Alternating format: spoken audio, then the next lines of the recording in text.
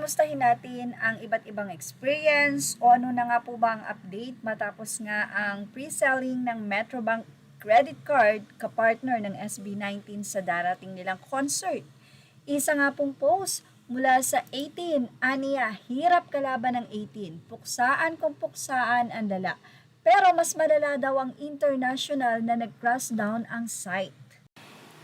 Yan nga ang naging update ng isang fan sa kanyang Facebook na si Maria.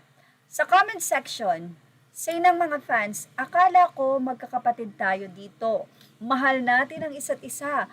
Bakit away-away, galit-galit? Turo ni Ate Chona magmahalan at maging mapagbigay. Sino mauuna sa choose to be kind dyan? Biro pa ng isang fan. Ang isa ay sinabing walang caps-caps pagdating sa ticket.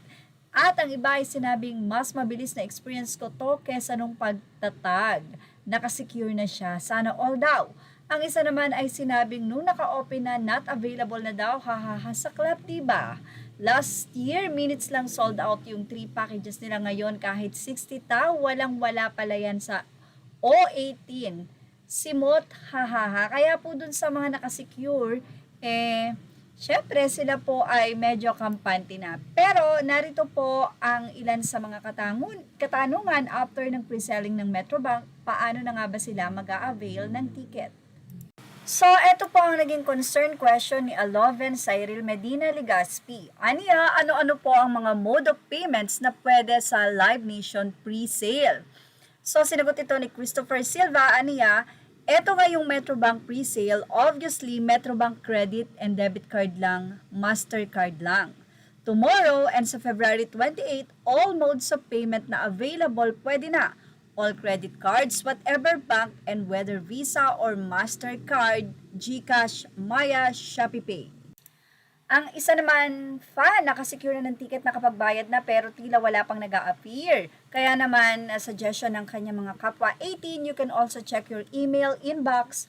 Call mo lang yung customer service ng SMTix. Ganon ginawa ko last year sa My Tickets Cups. Thank you po sa mga nagsuggest na i-check sa email. I have confirmation na po na natanggap sa email but as per customer service ng SM Tickets, since tinawag ko po yung concern ko, dapat daw may magre-reflect doon sa tab ng My Ticket since need yung voucher code daw po. Hoping it will totally fix soon. So, eto na po, paano nga ba makaka-avail ng ticket para sa mga hindi po nakakuha sa Metrobank or hindi nakasecure sa Metrobank credit card.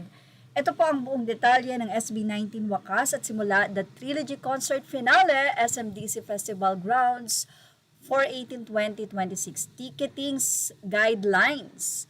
What types of ticket sales are available for the event? There are 3 types of ticket sales: Metrobank pre-sale, LMPH pre-sale, and general sale. When do ticket sales start? Metrobank pre-sale begins on February 26 at 10 a.m. and ends on February 26 at 11:59 p.m. or until the tickets sell out.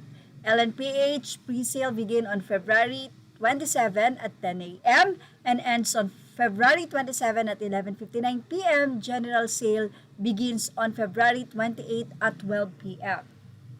When will tickets be available for purchase? Tickets will only be available for online purchase during the following schedule. So, Metrobank, natapos na po yan at sinabi na po natin at sold out na ang sa Metrobank. So, ang ahahantayin nyo na lang po, may mga nakapila na sa SM Tickets. So, ito po yung mga way paano po kayo makakapag-secure ng inyong ticket. So, how can I purchase tickets during the Metrobank pre-sale? Ayan po, nasagot na po yan. What is the maximum number of tickets I can buy?